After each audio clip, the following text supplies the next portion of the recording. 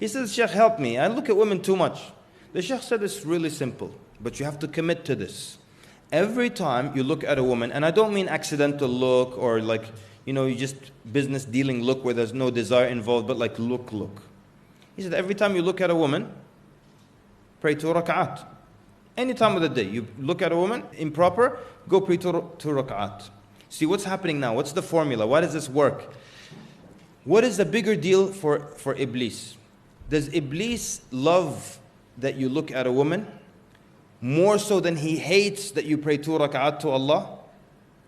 He hates that you pray 2 rak'at to Allah more than his love that you disobey by looking at a woman. True? So he said, every time you pray 2 rak'at, you look at a woman, pray 2 rak'at. The guy said, I'm a kind of a receptionist. A lot of women. He said, just pray 2 rak'at.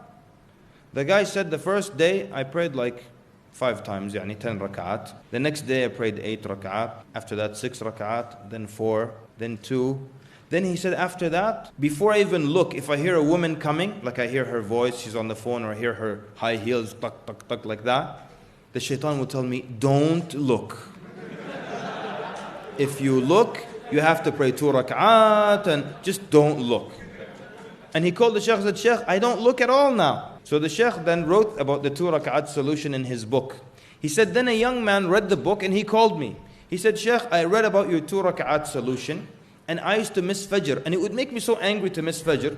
He said, one day, at night, I sat up in my bed, just alone, there's nobody in my room, just like a madman. I sat up in my bed, and I said out loud, Wallahi al-Azim, if I miss Fajr tomorrow, I will pray 100 rak'at.